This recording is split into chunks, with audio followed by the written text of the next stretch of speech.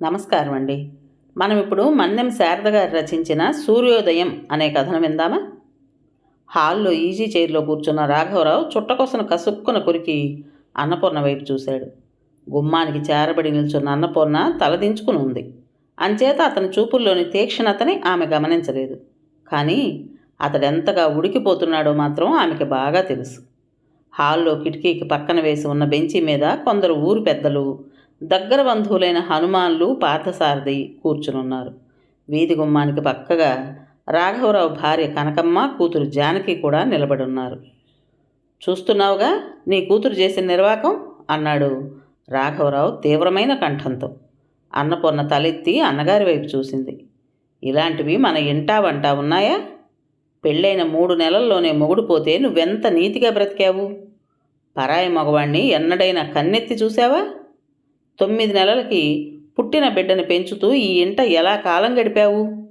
కానీ ఈరోజు అది నా కొడుకు పోయాడో లేడో అప్పుడే మారుమనువుకి సిద్ధమైందంటే దానికి ఎంత కావరం ఎక్కుందో ఆలోచించు అన్నాడు. ఆ మాటలు చాలా కఠినంగా బాణాల్లా దూసుకొచ్చాయి రాఘవరావు నోటి నుండి. అన్నపూర్ణ మాట్లాడలేదు. నిన్నైనా చూసి బుద్ధి తెచ్చుకోమని చెప్పమ్మా అన్నపూర్ణ. అసలే ఆయన చిట్టంత కొడుకు పోయి దుఃఖంలో మునిగొన్నాడు. దెబ్బ మీద దెబ్బగా ఈ పిల్ల వెంటనే పెళ్లి చేసుకుంటే ఊరు చీకొట్టదు.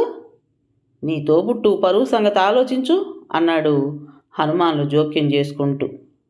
ఎందుకు చెబుతుంది? కూతురంటే ఆవిడికి మహా ఇది అంది కనకమ్మ చేతులు తిప్పుతూ. అన్నపూర్ణమ్మ కనకమ్మ వైపు అదోలా చూసింది.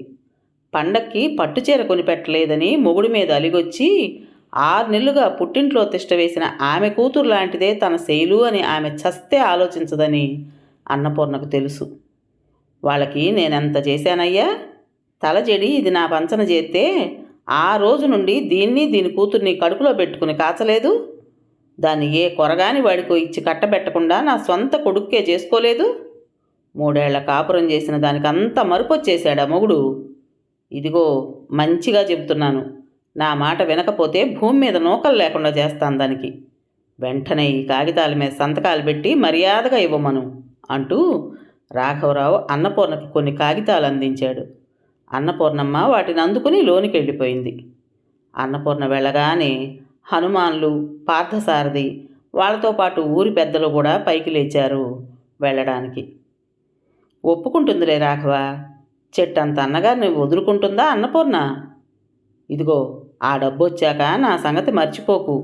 నీ మీద భరోసా పెట్టుకునే ఉలవపాడు సంబంధం ఖాయం చేస్తున్నాను సావిత్రికి అన్నాడు పార్థసారథి. సర్లే ముందు దాన్ని సంతకాలు పెట్టాడోని అన్నాడు విసుగ్గా రాఘవరావు ఆరిపోయిన చుట్టను మళ్ళీ వెలిగించుకుంటూ. వాళ్ళిద్దరూ వెళ్ళిపోగానే జానకి తండ్రి దగ్గరగా వచ్చి, ఎంతొస్తుంది ఏమిటి నాన్న అంది గారంగా. రాఘవరావు కూతురు వైపు ముద్దుగా చూసి, చాలానే వస్తుంది. 1,00,000 క్యాషు, ఉండటానికో ఇల్లు, చేసి వెలగబెడితే మీ వదినకు ఉద్యోగం అన్నాడు. నన్ను కూడా అలా విమానాలు నడిపేవాడికి ఇచ్చి చెయ్యక అనవసరంగా పొలం దున్నుకునేవాడికి ఇచ్చి కట్టావు. రేపేమన్నా అయితే నాకేం వస్తుంది? పిండాకూడు అంటూ వాపోయింది జానకి. అన్నపూర్ణ చెరువుగట్టున కూర్చుని బిందె తోముతున్నది. ఎవరో కొంటి పిల్లవాడు విసిరిన రాయికి చెరువంతా అలలు చెలరేగాయి. సరిగ్గా అన్నపూర్ణ అంతరంగము అలానే ఉంది. ప్రొద్దుటే అన్న వేసిన రాయికి ఆమె మనసంతా అల్లకల్లోలమైపోయింది. ఈ చిక్కు సమస్యని ఎలా విడదీసుకోవాలి? ఒక పక్క కన్న కూతురు, మరో పక్క అన్నగారు. అన్నపూర్ణకి ఎటూ తోచటం లేదు. గతమంతా ఆమె కళ్ళ ముందు గిర్రున తిరిగింది. తనకి 16వ సంవత్సరంలో కాబోలు శేషగిరితో పెళ్ళయింది. శేషగిరి పెద్ద అందగాడు కాకపోయినా చాలా మంచివాడు. అతని సాహచర్యంలో తనకి సుఖపడటం ఎలాంటిదో తెలిసింది. సరిగ్గా అప్పుడే దేవుడు చూడలేకపోయాడు. పొలం నుండి తిరిగి వస్తున్న అతను పాముకాటుకు గురై మరణించాడు. అంతటితో అప్పుడే వెలుగును చూడటానికి అలవాటు పడ్డ తన జీవితంపై శాశ్వతంగా చీకటి తెరపడింది. అప్పటికే నెల తప్పిన తను అన్నపంచన చేరక తప్పలేదు. తన పొలం, తన భర్త పొలం తిరిగి అన్న చేతికే చిక్కాయి. వదినగారి దెప్పి పొడుపులతో, అన్నగారి ఈసడింపులతో తన హృదయం ఏనాడో మొద్దుబారిపోయింది. మరో 6 నెలలకి శైలజ పుట్టింది. శైలజకి 10వ నెలలో ఫిట్స్ వచ్చేసరికి బతకదనుకున్నాను. కన్న తల్లిని ఎరగదు తను. తండ్రి ఊహ తెలిసే నాటికే పోయాడు. కట్టుకున్న భర్త 3 నెలలు మురిపించి కన్ను మూశాడు. ఇప్పుడు ఈ చిన్నారి వెలుగులు కూడా తీసేసుకుంటాడా భగవంతుడు? తను సహించలేక పట్నం నుంచి వచ్చిన ఇంగ్లీష్ డాక్టర్కి చూపించమని అన్నగారిని ప్రాధేయపడింది. పట్టించుకోలేదు అతను. ఆ ముదనష్టపది తండ్రి ఆయుష్ కూడా పోసుకుని మరీ పుట్టింది, దానికేం కాదులే అని ఏసడించి కండువా ఝాడించుకుంటూ వెళ్ళిపోయాడు అతను. తను మరి భరించలేకపోయింది. కనకమ్మ కాళ్ళ వేళ్లాపడి 10 రూపాయలు తీసుకుని బిడ్డను భుజాన వేసుకుని జానకిని తోడు తీసుకుని ఆసుపత్రికి పరిగెత్తింది. అప్పుడే తనకి డాక్టర్ రాజు పరిచయం అయ్యాడు. రాజు బిడ్డను పరీక్ష చేశాడు. వెంటనే హాస్పిటల్లో అడ్మిట్ చేయమని, పరిస్థితి ప్రమాదకరంగా ఉందని చెప్పాడాయన. జానకిని ఇంటికి పంపించేసి బిడ్డతో పాటు హాస్పిటల్లో ఉండిపోయింది 3 రోజులు. ఆ 3 రోజుల్లో డాక్టర్ మంచితనాన్ని గ్రహించగలిగింది తను. అతను తన దగ్గర నయా పైసా తీసుకోకపోగా తన బిడ్డని ఎంతో జాగ్రత్తగా కనిపెట్టి ఖరీదైన మందులు వాడాడు. చచ్చిపోతుందనుకున్న తన శైలజ అతని వైద్యంతో తిప్పుకుంది. అతనికి చేతులు జోడించి బిడ్డను తీసుకుని ఇంటికి వచ్చింది. 10 రోజుల తర్వాత చెరువుగట్టు మీద నిలబడి తన వైపే చూస్తున్న అతన్ని చూసి అదోలా అయ్యింది తనకి. అడుగులు తడబడ్డాయి. మీరా అంది తను. మీకోసమే అన్నాడు అతను నవ్వుతూ. ఆ కళ్ళు చిలిపిగా నవ్వినట్లు అనిపించింది తనకి. తన గుండె దడదడలాడింది. చేతిలోని నిండు నీళ్ల బిందె జారిపోబోయింది. గబుక్కున పట్టుకున్నాడు అతను. అదేంటి అలా అయిపోతున్నారు? పాప గురించి అడగాలని వచ్చాను నేను. మీరు కనీసం ఒక్కసారన్నా వచ్చి చెప్పలేదుగా అన్నాడు అతను బిందెని తన నడుం మీద సరిగ్గా ఉంచుతూ. సరిగ్గా ఆ దృశ్యం చెరువుగట్టున నీళ్లకొచ్చిన కొందరు ఆడవాళ్ల దృష్టిని దాటిపోలేదని తనకు తెలియదు. వాళ్ల కనుబొమ్మలు చూడరానిదేదో చూసినట్లు పైకి లేచాయన్న విషయం తను గమనించలేదు. తను తడబడుతూ ఇంటివైపు అడుగులేసింది. కానీ ఆ రాత్రి నిద్రపట్టక దొర్లుతున్న తన ఆలోచనల నిండా అతను జ్వరబట్టానికి ప్రయత్నించాడు. అతని గురించి ఆలోచించటం కూడా మహాపాపమని తల విదిలించుకుని కళ్ళు మూసుకుంది తను. మర్నాటి నుండి తన ప్రమేయం లేకుండానే అతను ఎక్కడైనా కనిపిస్తే బాగుండునని తన కళ్ళు అతని కోసం వెతుకులాట ప్రారంభించాయి. అతన్ని చూడటానికి ఒకసారి హాస్పిటల్కి వెళ్ళాలనిపించేది. అంతలోనే ఏదో భయం ఆవరించి ఆ ఆలోచనలని అదిమి పెట్టేది తన హృదయం. వారం రోజుల తర్వాత మళ్ళీ చెరువుగట్టు దగ్గరే కనిపించాడు తనకి. దూరంగా ఉన్న పొగడు చెట్టు క్రింద అతన్ని చూడగానే తన హృదయం గోదావరిలా ఉప్పొంగిపోయింది. బాగున్నారా అంటూ పలకరించేసింది తను. అతను నవ్వి నువ్వు అన్నాడు ఆత్మీయంగా. నవ్వింది తను. చాలా రోజులకి తియ్యగా నవ్వింది. భర్త పోయాక తను అలా మనస్ఫూర్తిగా నవ్వడం అదే మొదటిసారి. ఇద్దరూ అలా అకారణంగా నవ్వుకోవడం ఆ గట్టున ఉన్న వాళ్ళ హృదయాన్ని మండించేస్తున్నాయనే సంగతి తనకి కానీ అతనికి కానీ తెలియదు. మరో 10 రోజుల తర్వాత శైలుని డాక్టర్కు చూపించడానికి హాస్పిటల్కి వెళ్ళింది తను. శైలుని పరీక్ష చేస్తూనే మెల్లగా అడిగాడు అతను, ఎన్నాళ్ళు ఈ ఒంటరి జీవితం గడుపుతారు అని. తను తలదించుకుంది. అతడు శైలుని తనకు అందిస్తూ అన్నాడు, మిమ్మల్ని కించపరచాలని అడగటం లేదు. 3 నెలల కాపురం కోసం మీ జీవితమంతా ఇలా ఒంటరితనంతో బతకడం కన్నా వేరే నరకం మరొకటి ఉండదు. మీకు అభ్యంతరం లేకపోతే నేను మిమ్మల్ని పెళ్లి చేసుకుంటాను. తనకి ఒళ్ళంతా చెమటలు పోశాయి. ఏ సంగతి చెప్పకుండానే కంగారుగా శైలుని ఎత్తుకుని ఇంటికొచ్చేసింది. ఇంటికొచ్చినా గుండెదడ తగ్గలేదు తనకి. తనొచ్చేసరికి హాల్లో వదిన గారితో పాటు హనుమాన్లు పెళ్ళాం ఆదిలక్ష్మి, పార్థసారథ పెళ్ళాం పర్వతవర్ధిని చెవులు కొరుకుతున్నారు. వాళ్ళ ముగ్గురు తనని అదోలా చూసేసరికి భయం వేసింది తనకి. ఎక్కడి నుంచి అంది వదిన ఆరాగా. పాపని ఆసుపత్రిలో చూపించి వస్తున్నాను అంది తను. దానికి ఏం మాయరోగం వచ్చిందని? ఆ వంకతో ఆ కుర్ర డాక్టర్ గాడితో సరసాలాడటానికా? వదిన గారి హుంకరింపుకి తన గుండె జారి కింద పడినట్టయింది. ఆమె వైపు నిస్సహాయంగా చూసింది. అదే మంచి పని వదినా, చెరువుగట్టు మీద సరసాలు అందరూ చూసి నవ్విపోకుండా అంది రాగం తీస్తూ ఆదిలక్ష్మి. నేను ఏ పాపం ఎరగను వదినా అంది తను కన్నీళ్లతో. ఆ సంగతి నిప్పు మీద ఉప్పులా ఎగిరిపడుతోన్న మీ అన్నగారికి చెప్పమ్మా. బయటికెళ్తే నలుగురు అనే మాటలు వినలేక అవమానంతో బోన్లో పుల్ల గదిలో పచారులు చేస్తున్నారు అంది వదినగారి నిష్ఠూరంగా. చెప్పు, ఈరోజు మీ ఇద్దరి ప్రాణాలు తీసి నేను చస్తాను. వాడికి నీకు ఎన్నాళ్ళ నుండి సాగుతుంది ఈ రంకు అంటూ అన్నగారు బయటకు వచ్చేసరికి నిలువెల్లా వణికిపోయింది తను. అన్నయ్య అంటూ బావురుమంది. ఈ నంగనా చేడుపులకేమిలే, నా పరువు గంగలో కలిపేశావు, బయట నన్ను తలెత్తుకోకుండా చేశావు అంటూ ఇంతెత్తున లేచాడు అన్నగారు. నేను ఏ తప్పు చేయలేదు. అతను నాకు ఇష్టమైతే నన్ను పెళ్లి చేసుకుంటానన్నాడు అంతే అంది తన దుఃఖాన్ని అదిమి పెడుతూ. హవ్వా అంటూ నోరు నొక్కుంది వదినగారు.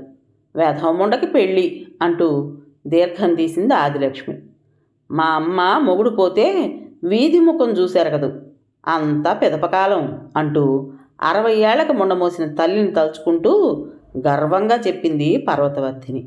వాళ్ల మాటలకు రెచ్చిపోయిన అన్నగారు తన మీద చేయి చేసుకోబోయాడు. వదినగారు లేచి అడ్డుపడింది. చాలండి, ఇప్పటికే నలుగురికి చులకనైపోయాం.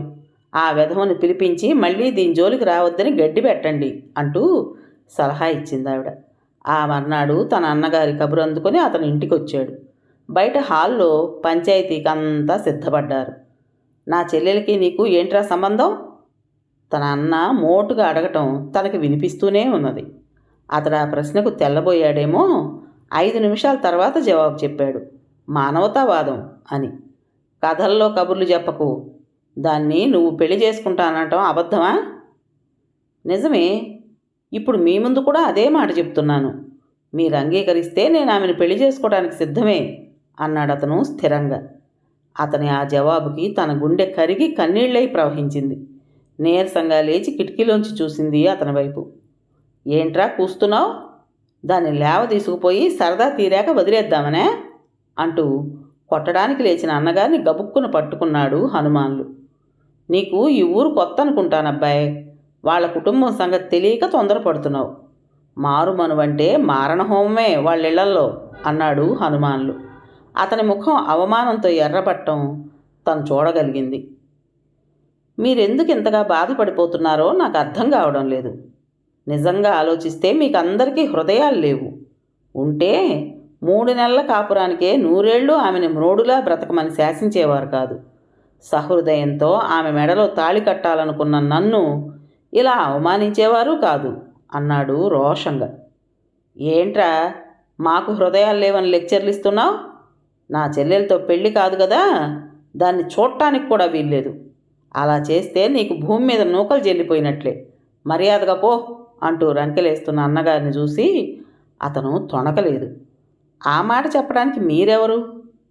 అన్నపూర్ణని చెప్పమనండి అన్నాడు ధీమాగా. నా చెల్లెలు చెప్పాలంట్రా? నీకు మాటలతో బుద్ధి రాదే అంటూ మళ్ళీ పైకి లేచాడు తన అన్నగారు. మళ్ళీ పట్టుకున్నాడు హనుమాన్లు. పోనీ అమ్మాయితోనే ఆ మాట చెప్పించు, చెప్పుతో కొట్టినట్టుంటుంది అన్నాడు పార్థసారథి. ఆ మాట విని తన గుండె గడగడలాడింది. తన అన్నగారు గుమ్మంలో నిలబడ్డ వదిన వైపు చూశాడు. ఆమె అర్థమైనట్లు తల పంకించి లోపలికి వచ్చింది. అతను నిన్నేదో అడుగుతాడట, రా అంది తన చెయ్యి పట్టుకొని. తను బలిపశువులా వదినగారిని అనుసరించింది. అన్నపూర్ణ అన్నాడు అతను ఎంతో ఆత్మీయంగా. తను తలెత్తి చూసింది తన వైపు.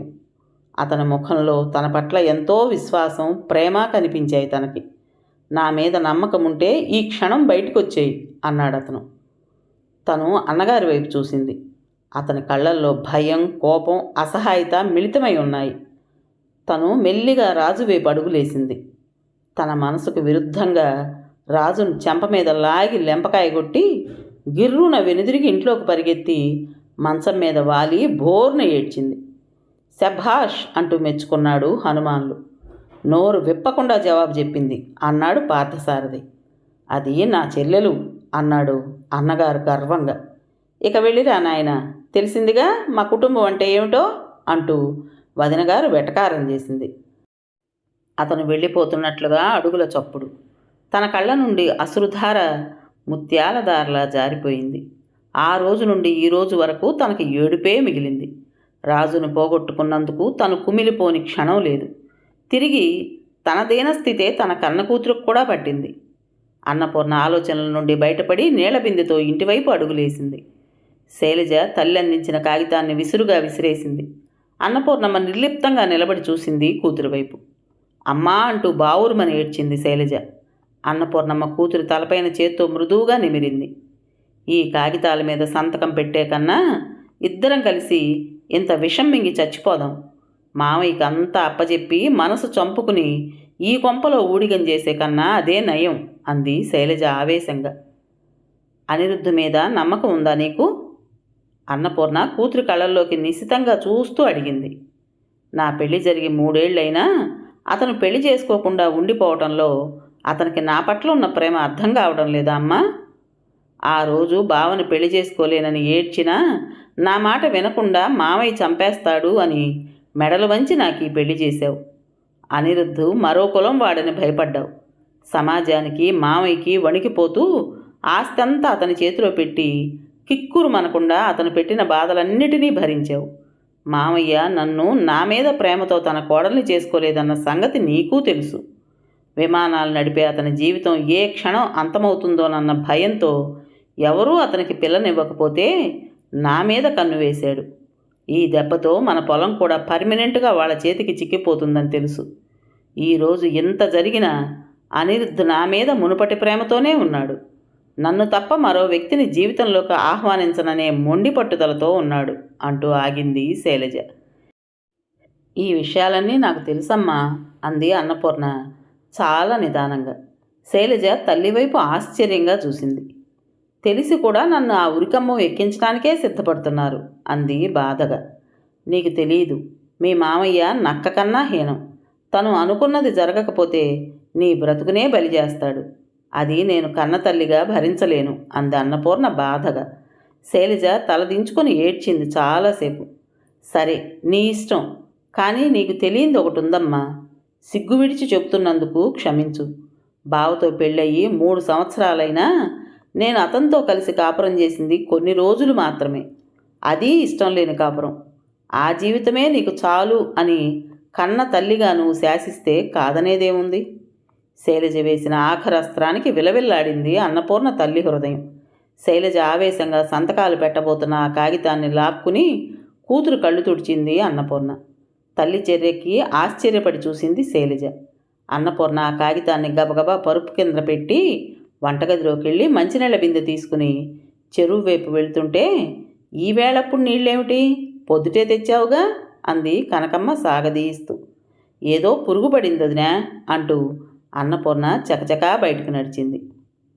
సూర్యోదయం కాకముందే హనుమాన్లు పార్థసారథి వచ్చి హాల్లో బెంచి మీద కూర్చున్నారు. ఏం జరిగింది అడిగాడు పార్థసారథి ఆతృతగా. ఏది, ఇంకా మీరందరూ వచ్చాక అడుగుదామని ఊరుకున్నాను అన్నాడు రాఘవరావు వాలు కుర్చీలో నడుము వాలుస్తూ. త్వరగా తేల్చు మరి, సంతకాలు పెట్టడానికి ఎన్నాళ్ళు కావాలి అంటూ తొందర పెట్టాడు హనుమాన్లు. అన్ను అంటూ కేక పెట్టాడు రాఘవరావు లోపలికి తొంగి చూస్తూ. వంటగది గుమ్మంలో కూర్చుని వంకాయలు తరుగుతున్న అన్నపూర్ణ తల తిప్పలేదు. అన్నగారి పిలుపు విని కూడా తొణక్కుండా కూర్చున్న ఆడబడుచును చూస్తే ఆశ్చర్యం వేసింది కనకమ్మకి. నిన్నే మీ అన్నయ్య పిలుస్తున్నారు, వినపడలేదా అంది నవ్వడానికి ప్రయత్నిస్తూ. ఎలాగోలా తమ పని జరిపించుకోవటమే ఆమె ధ్యేయం.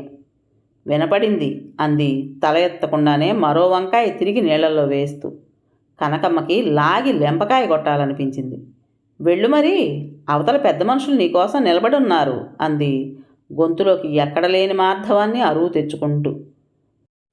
అన్నపూర్ణ తల తిప్పి వదినగారి వైపు ఒకసారి చూసి చేతిలోని వంకాయని నీళ్లలో పడేసి కొంగుకు చేతులు తుడుచుకుంటూ వసారాలోకి వచ్చింది.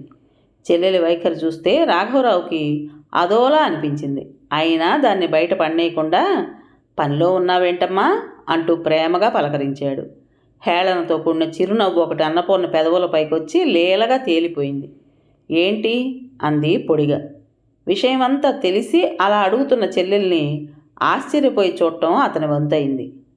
అదే, శైలు ఆ కాగితాల మీద సంతకాలు పెట్టిందా అన్నారు ఎలాగో.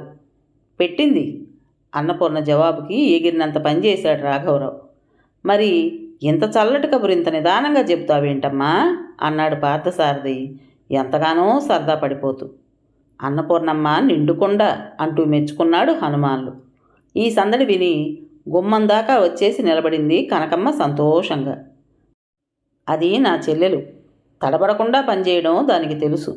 ఇంటి పరువు కోసం ప్రాణం ఇవ్వడం దానికి ఇప్పుడు కొత్త కాదు అన్నాడు రాఘవరావు గర్వంగా. అన్నపూర్ణ తలెత్తి అన్నగారి వైపు చూసి నవ్వింది. ఆ నవ్వుతో కొండంత బలం వచ్చేసింది రాఘవరావుకి. తొందరగా ఆ కాగితాలు పట్టుకురా, వాటిని మళ్ళీ పైకి పంపాలి. ఆ పని నిన్ననే చేశాను అంది అన్నపూర్ణ తాపీగా. ఆ అంటూ అదిరిపోయాడు రాఘవరావు. అన్నపూర్ణ ఏమాత్రం తొణకలేదు. అవును, శైలజకి నీ కొడుకు భార్యగా వైధవ్యం భరించడంతో పాటు అతనికి సంబంధించిన మిగతా హక్కులు కూడా సంక్రమించాయి. అతనికి రావాల్సినవన్నీ గవర్నమెంటు ఆమెకే అప్పచెబుతుంది. మధ్యలో మనమెందుకు? అందుచేత వాటిని నిన్ననే నేను పోస్టు చేశాను అంది. రాఘవరావు అదిరిపోయాడు. నీకెంత ధైర్యం వచ్చిందే అన్నాడు కోపంతో వణికిపోతూ. అన్నపూర్ణ పేలవంగా నవ్వింది. ఈ ధైర్యమే 25 ఏళ్ల నాడు నాకొచ్చుంటే నా జీవితం మరొకలా ఉండుండేది. నా పొలం, నా భర్త పొలం నీ చేతిలో చిక్కేది కాదు. నేను బ్రతుకంతా నీ కొంపలో ఊడిగం చేసి ఉండేదాన్ని కాదు. నా కూతురికి ఇష్టం లేని పెళ్ళి, ఈ వైధవ్యం తప్పిపోయి ఉండేవి అంది చేత్కారంగా అన్నగారి వైపు చూస్తూ. చెల్లెల మాటతో రెచ్చిపోయాడు రాఘవరావు. అతని ముఖం కోపంతో చెక్కేసిన కందదుంపలా ఎర్రబడిపోయింది. ఓహో, చాలా దూరం వచ్చిందన్నమాట సంగతి. ఇల్లు అలగ్గానే పండగ కాదు. అసలు తల్లి కూతుళ్ళు ఈ గడప ఎలా దాటుతారో అది నేను చూస్తాను అంటూ రెచ్చిపోయాడు. అన్నపూర్ణ నిరసనగా నవ్వింది. అవన్నీ సిద్ధం చేసుకునే ఉన్నానన్నయ్య. కాసేపట్లో అనిరుద్ధ్ వస్తాడు. శైలజ పెళ్ళి అతనితో జరిగి తీరుతుంది. కానీ ఇప్పుడు కాదు. నీ కొడుకు చేత తాళి కట్టించుకుని విధవైనందుకు రావలసినవన్నీ రాబట్టుకున్నాకనే అంది. కళ్ళు ఉరిమాడు రాఘవరావు, కళ్ళు బయటకు వచ్చేసేటట్లు. నంగనాచిలా ఉండే నువ్వు ఎంతకి తెగించావే? దానికి మళ్ళీ పెళ్లి చేసి ఇంటి గౌరవం తెస్తావా? గౌరవం, పరువు జీవితమంతా అడవి కాచిన వెన్నెల చేస్తే, బ్రతుకంతా కన్నీటిమయం చేస్తే, చివరికి ఎప్పుడో దెప్పి పొడుపుల మధ్య మీరిచ్చే బిరుదు కోసం నా కూతురు ఎదురు చూసే స్థితిలో లేదన్నయ్య. ఆ రోజు సరిగ్గా 25 ఏళ్ల క్రితం నేను సమాజాన్ని చూసి జడిసో మంచి పేరు సంపాదించుకోవాలన్న తపనతోనూ దేవుళ్ళ నన్ను కోరిన వ్యక్తిని త్రోసిపుచ్చి నీ కొంపలో ఊడిగం చేస్తూ ఒంటరి బ్రతుకు గడిపాను. బాధ కలిగినప్పుడు ఊరడించే తోడు లేక నేనేం పోగొట్టుకున్నానో అర్థమయ్యి మూగగా రోధించటం మినహా మరేమీ చేయలేకపోయాను. కేవలం 3 నెలల కాపురంతోనే నన్ను సరిపెట్టుకోమని ఈరోజు వరకు ప్రత్యేకమైన పడగ్గదిలో మీరు సరాగాలాడుతూ ఈ రోజున నా కూతుర్ని కూడా నాలాగే మగ్గిపోమ్మని శాసిస్తున్నారు. కానీ అది ఇప్పుడు జరగదు. అది నా కూతురు. దాన్ని శాసించడానికి మీకు ఎలాంటి అధికారం కానీ హక్కు కానీ లేవు అంటూ ఆవేశంతో అరిచింది అన్నపూర్ణ. హవ్వ, ఎంతకు తెగించింది అంటూ నోటికి గుడ్డ అడ్డం పెట్టుకుంది కనకమ్మ. నిజమే, కొడుకు పోయినందుకు బాధపడటం మానేసి శవం మీద డబ్బులు ఏరుకునే మీకు నాది తెగింపుగానే ఉంటుంది. అమ్మా శైలు, నువ్వు ఇక బయటికి రా అంటూ పిలిచింది అన్నపూర్ణ. ఒక చిన్న సూట్ కేసు తీసుకుని బయటకు వచ్చింది శైలజ. రాఘవరావు ఉగ్రుడై నిలబడిపోయాడు. మీరెలా గడప దాటుతారో చూస్తాను అన్నాడు ఆవేశంగా. అతనితో పాటు హనుమాన్లు, పార్థసారథి కూడా లేచి నిలబడ్డారు. సరిగ్గా అప్పుడే లోపలికి వచ్చాడు అనిరుద్ధ్. మీరు అనవసరంగా ఆవేశపడిపోకండి, దానివలన జైలుకు పోవడం తప్ప ప్రయోజనం ఉండదు అంటూ శైలజ చేతిలోని సూట్ కేసు అందిపుచ్చుకున్నాడు అనిరుద్ధ్. ఏ బెదిరిస్తున్నావా? అతని మెడ మీద చెయ్యి వేశాడు రాఘవరావు. అన్నయ్య, ఆ చెయ్యి దించు. ఇలాంటిది జరుగుతుందని తెలిసే నేను ముందు జాగ్రత్తగా నిన్ననే పోలీస్ రిపోర్ట్ ఇచ్చొచ్చాను. వాళ్ళు బయట నిలబడి ఉన్నారు అంది అన్నపూర్ణ కటువుగా.